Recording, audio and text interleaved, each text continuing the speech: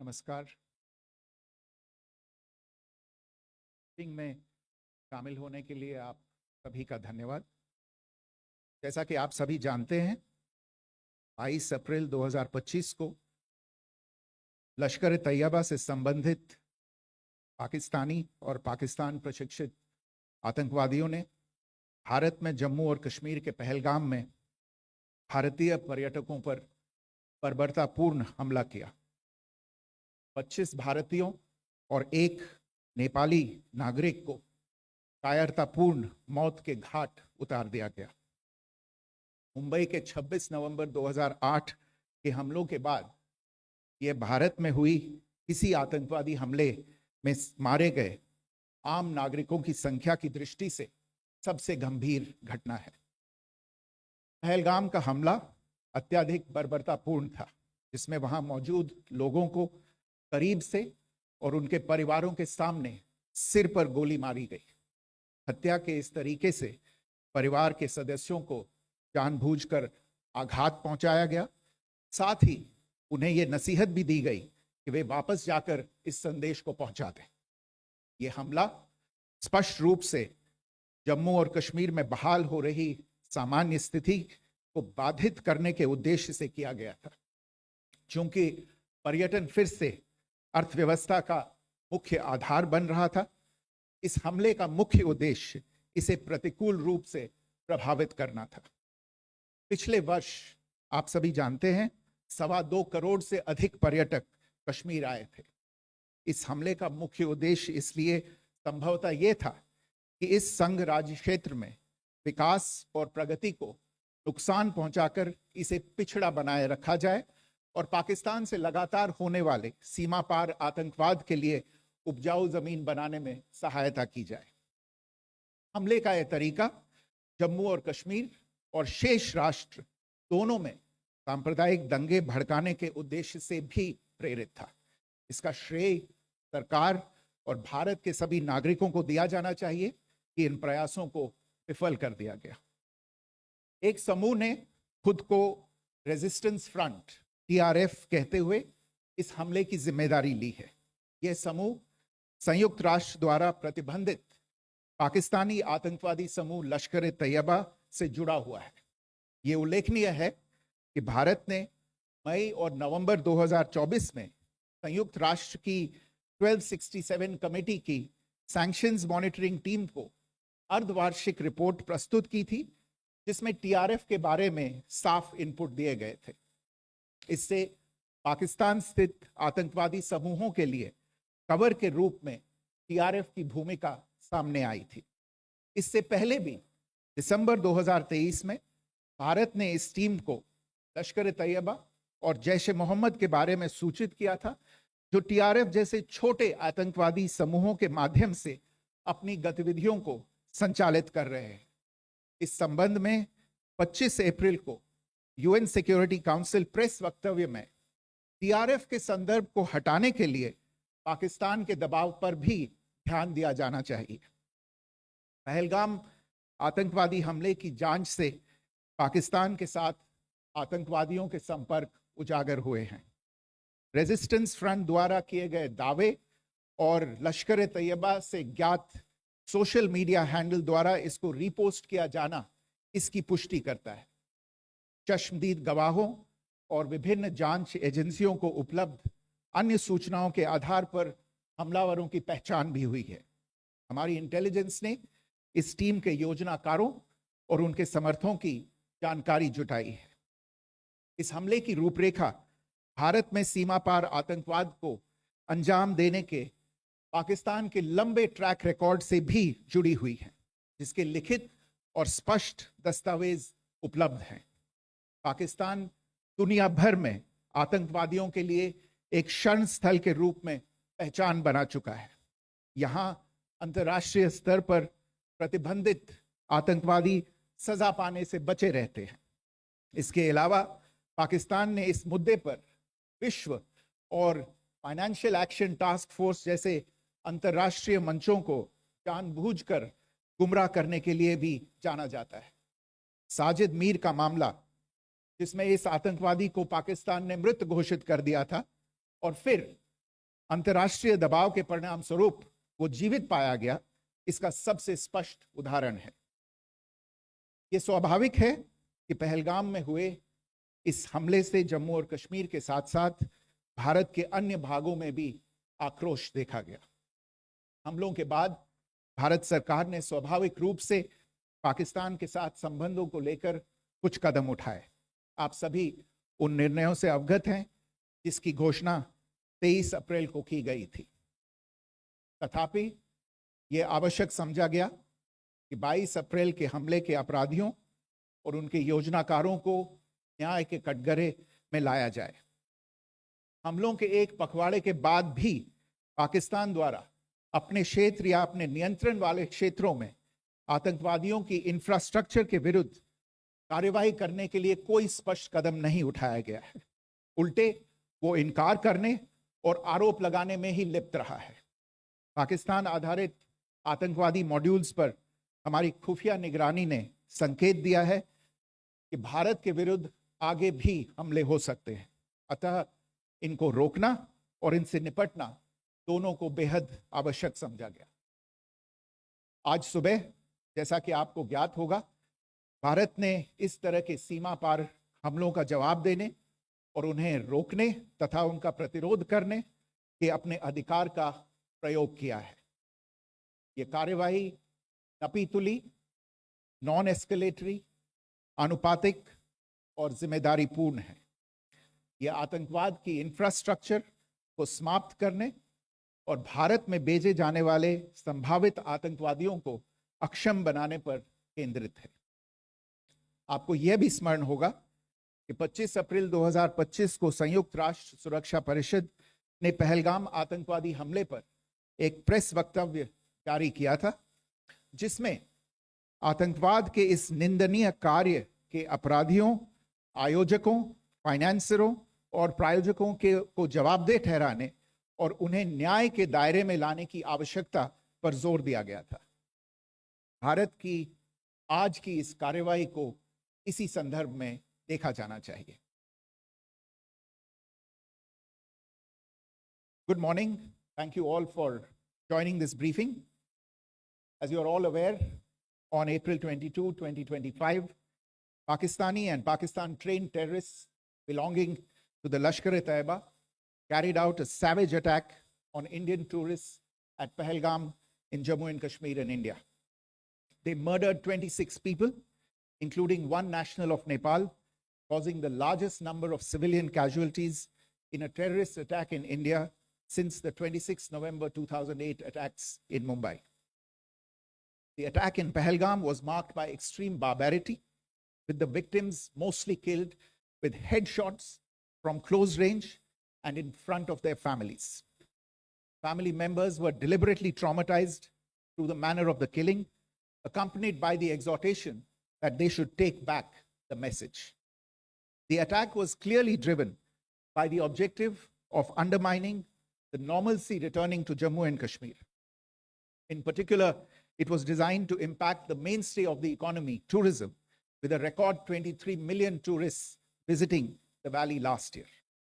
The calculation, presumably, was that harming growth and development in the Union Territory would help keep it backward and create fertile ground for continued cross-border terrorism from Pakistan. The manner of the attack was also driven by an objective of provoking communal discord, both in Jammu and Kashmir and the rest of the nation. It is to the credit of the government and the people of India that these designs were foiled. A group calling itself the Resistance Front has claimed responsibility for the attack. This group is a front for the UN-proscribed Pakistani terrorist group Lashkar-e-Taiba. It is notable that India had given inputs about the TRF in the half-yearly report to the monitoring team of the UN's 1267 Sanctions Committee in May and November 2024, bringing out its role as a cover for Pakistan-based terrorist groups. Earlier too, in December 2023, India had informed the monitoring team about Lashkar and Jaish-e-Mohammed operating through small terror groups such as the TRF. Pakistan's pressure to remove references to TRF in the April 25 UN Security Council press statement is notable in this regard. Investigations into the Pahalgam terror attack have brought out the communication notes of terrorists in and to Pakistan. The claims made by the Resistance Front and their reposting by known social media handles of the Lashkar-e-Taiba speak for themselves. Identification of the attackers based on eyewitness accounts, as well as other information available to law enforcement agencies, has also progressed.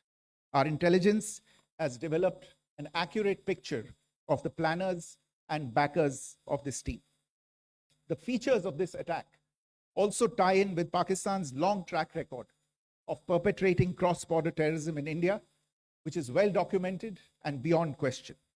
Pakistan also has a well-deserved reputation as a haven for terrorists from around the world, with internationally proscribed terrorists enjoying impunity there.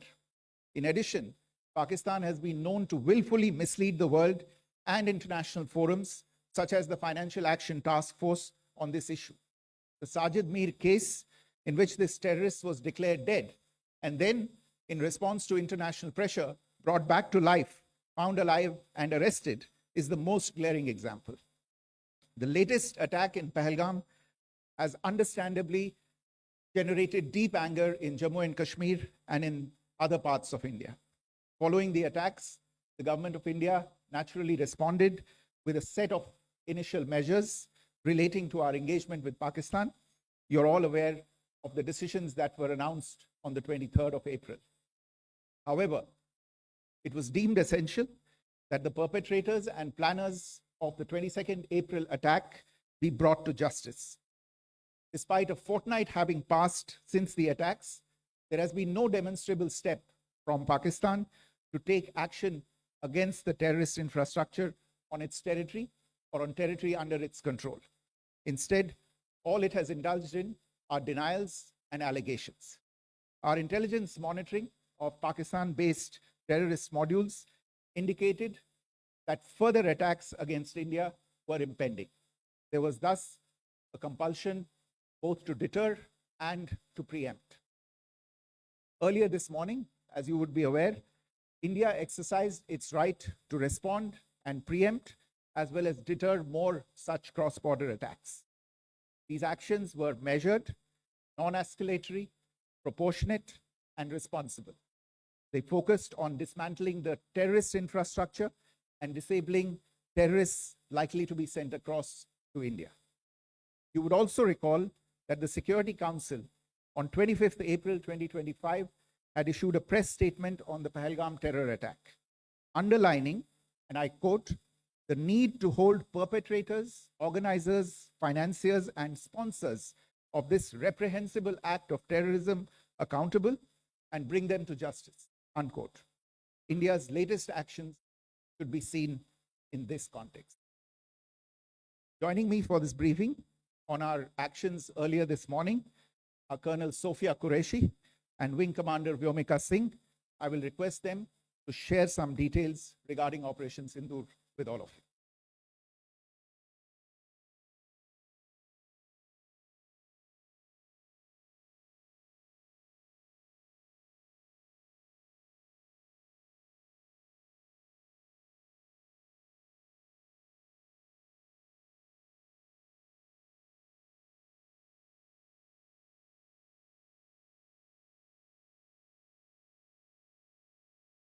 प्रभात देवियों और सज्जनों, मैं colonel Sophia Qureshi और मेरे साथ wing commander Vyomika Singh आज आपको 6 से 7 मई 2025 की रात 1:05 से 1:30 बजे के बीच भारतीय सशस्त्र बलों द्वारा अंजाम दिए गए ऑपरेशन सिंदूर के बारे में जानकारी देंगे।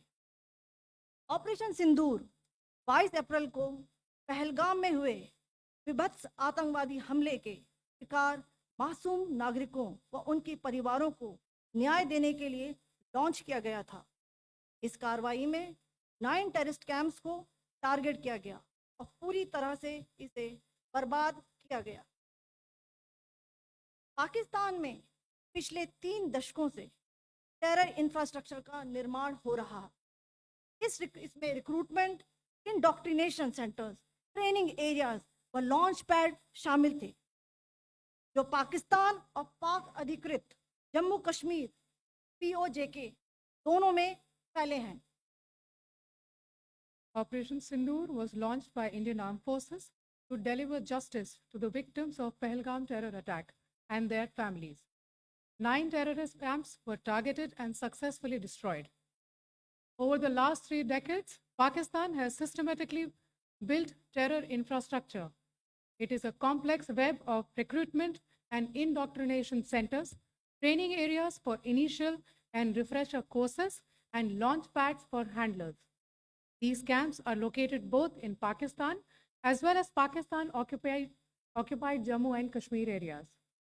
Some of the well-known training camps are located, as you can see on the screen.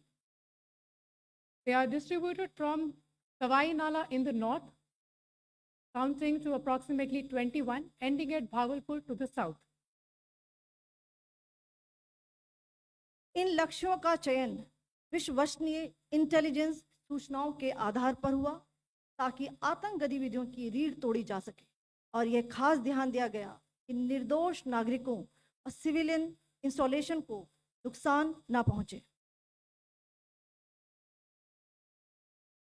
The selection of these targets for Operation Sindoor was based on credible intelligence inputs and role of these facilities in perpetrating the terror activities.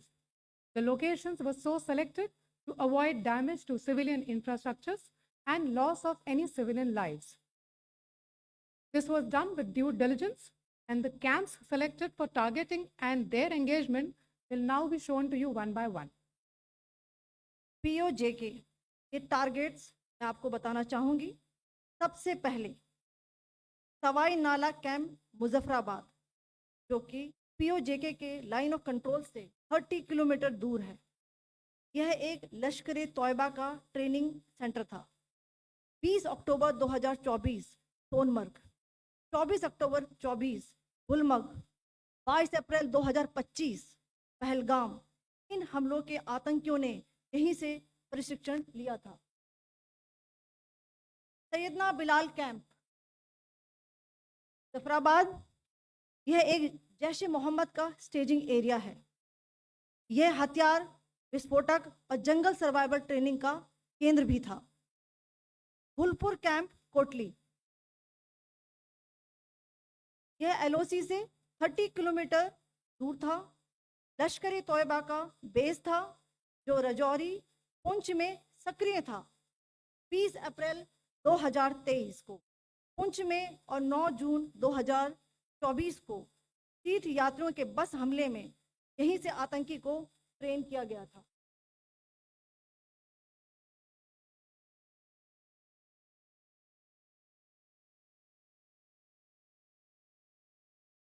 Barnala camp Bhimber, ये LOC से 9 kilometre दूर है। यहाँ पर हथियार handling, IED व जंगल survival का प्रशिक्षण केंद्र था। अब्बास कैंप कोटली,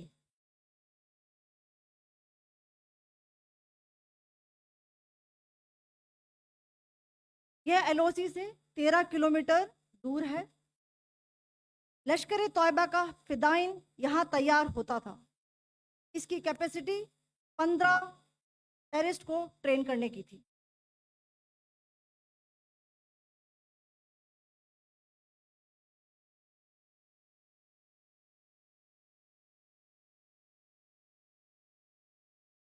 अब मैं पाकिस्तान के अंदर के टारगेट से अवगत कराना चाहूंगी। पहला, सर्जल कैंप सियालकोट, यह अंतर्राष्ट्रीय सीमा से 6 किलोमीटर की दूरी पर है, सांबा कटवा के सामने।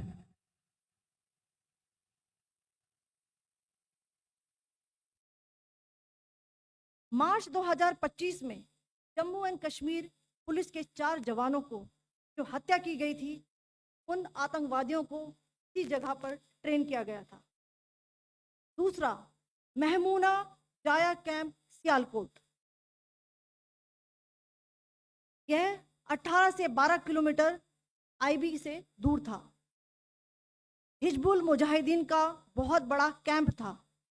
ये कठुआ जम्मू क्षेत्र में आतंक फैलाने का नियंत्रण केंद्र था। पठानकोट एयरफोर्स बेस पर किया गया हमला भी इसी कैंप से प्लान और डायरेक्ट किया गया था। मरकज ताइबा मुरीद के, यह आईबी से 18 से 25 किलोमीटर दूरी पर है। 2008 के मुंबई हमले के आतंकी भी यहीं से प्रशिक्षित हुए थे। अजमल कसब और डेविड हेडली भी यहाँ ट्रेन हुए थे।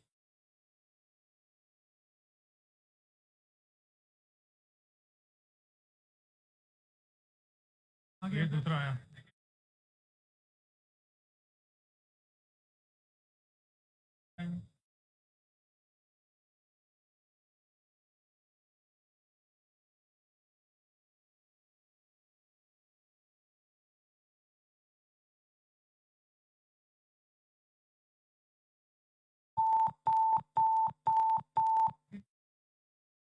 एंक्लोजर सेम ही है, just hit the target.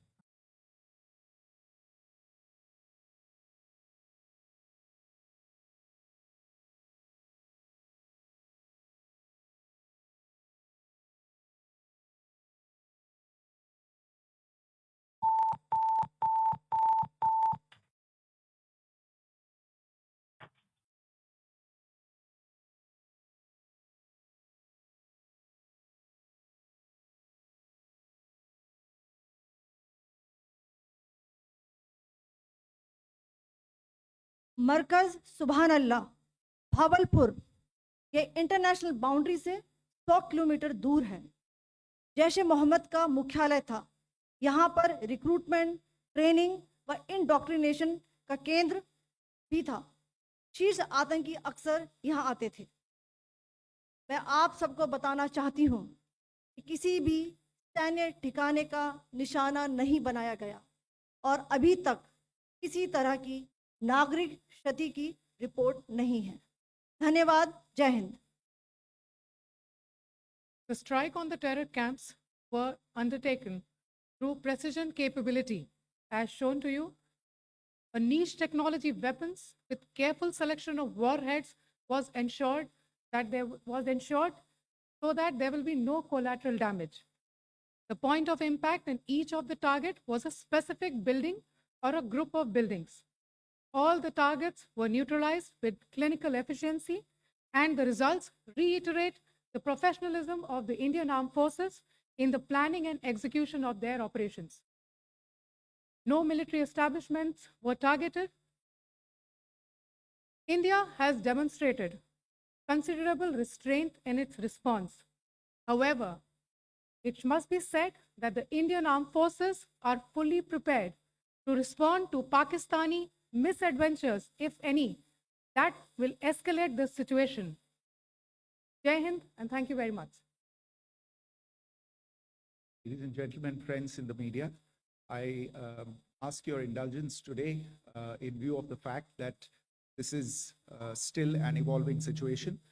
We will therefore not be able to take questions and answers today, but we will come back for more updates and more briefings shortly. Thank you all very much for joining us this morning. Thank you.